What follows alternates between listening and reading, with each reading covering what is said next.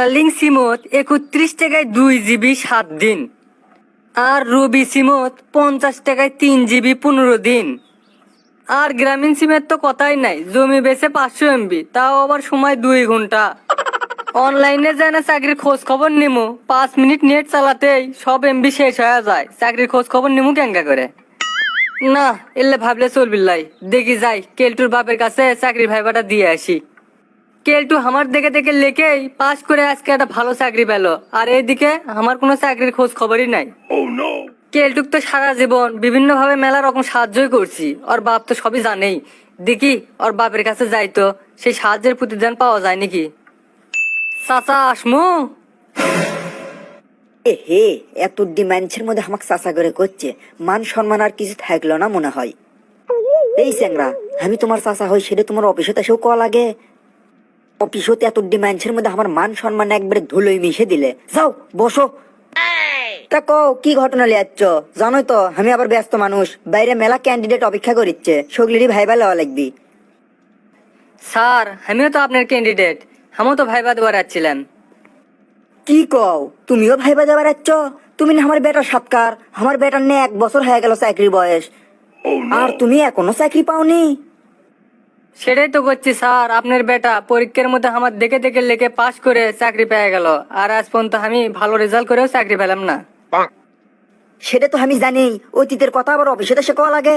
আমার বেটার যোগ্যতা দিয়ে আমার বেটা চাকরি পাচ্ছে, তাতে তোমার সমস্যা গুটি? না স্যার, সেটা এমনি কোনু। তা স্যার, আমার একটা চাকরির ব্যবস্থা করা যায় না? শালা ভাইস্তে, তুই আমার বেটার বদনাম করিচ্ছু, আবার আমার অফিসে চাকরি করে বেড়াচ্ছু। থাম, তুই কি তো চাকরি দেমো?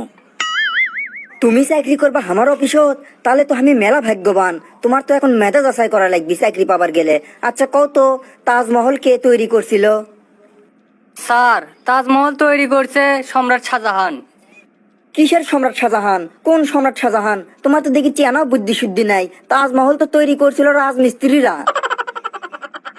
বুঝেছি চাচা, আমার প্রতিদানের কথা মনে ভুলে গেছে। চাকরি টাকরি মনে হয় দিবিল্লাই, সেই জন্য ফাজলামি করিচ্ছে। আমার না ফাজলামি করি। উনকে বুদুর বুদুর করো কে? 2-1টা প্রশ্নের উত্তর ভুল হতেই পারে, তুমি তো ভালো ছাত্র সেটা আমি জানি। আচ্ছা তুমি এখন কও তো, রঙিন টিভি আর সাদা কালো টিভির মধ্যে পার্থক্য কি? এ, স্যার, রঙিন টিভির যদি একটা গাজর দেখানো হয় তাহলে ওটা গাজর, আর সাদা কালো টিভির যদি একটা গাজর দেখানো হয় ওটা তাহলে দেখতে মূলের মতন হয়ে যায়। রঙিন আর সাদা কালো টিভির মধ্যে এটাই পার্থক্য। হ্যাঁ, তাহলে এখন তুমি কও তো, গরমও লয় ঠান্ডাও লয়, সেটা আমরা ফু দিয়ে খাই, কি সেই জিনিস? স্যার, গরমও লয় ঠান্ডাও লয়, সেটা আমরা ফু দেখাই, সেটা হচ্ছে চা। হ্যাঁ, গরমও লয় ঠান্ডাও লয়, তাও আমরা ফু দিয়ে খাই, এটা চা হয় কেঙ্গা করে? আমি তো জানি বাদাম। কিন্তু স্যার, গরম চাটা কিছুক্ষণ থাকার পরে যখন না ঠান্ডা হয়ে যাবে, মানে একবারে ঠান্ডাও লয় একবারে গরমও লয়, তখনও যদি আপনি চাটা খাবার যান জিপিএস তখনও সিগন্যাল ওই ফু বিচ্ছিন্ন দিয়েই খাওয়া হয়েছে। লাগবে। তুমি আমাক পাগলা বানে ফেল দেবা? তুমি ভাই কি করছো? সব কম আমার মাথার উপর দিয়ে সাই সাই করে ঘুরিচ্ছে।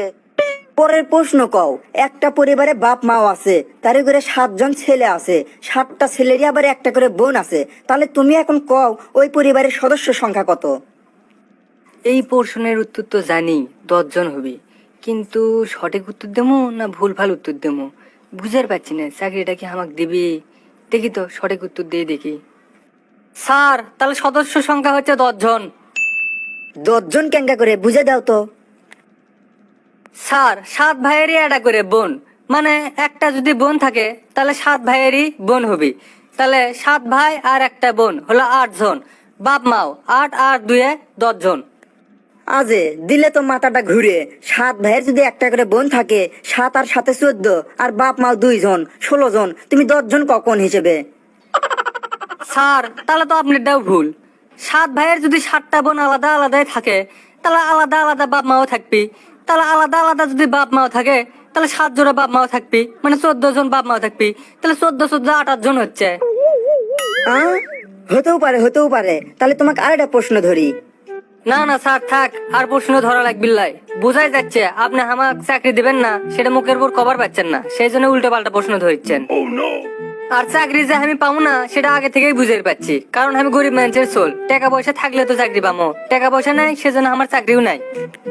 চাচা, চাকরির ভাইবাত মেধা চাচার জন্য কেউ কোনোদিন লাজ গবি প্রশ্ন করে না। আপনি আমাকে বাইর করে দেবেন, সেই জন্য লাজ আরে প্রশ্ন করিচ্ছেন।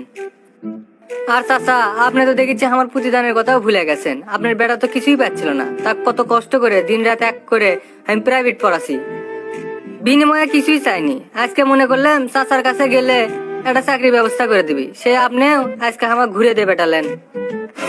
অতীতে ভুলবশত আপনি যদি কারো খারাপ কিছু করে থাকেন, সে কথা সে সারা জীবন মনে রাখবে। কিন্তু অতীতে যদি আপনি কারো হাজারো ভালো কিছু করেন, সে কথা সে কোনোদিনই মনে রাখবে না। আর যদিও আপনার ভালো কাজটার কথা মনে রাখে, তার প্রতিদান কোনোদিনই পাবেন না। আর চাকরির ক্ষেত্রে তো শুধু যোগ্যতারই নয়, টাকারও প্রয়োজন আছে।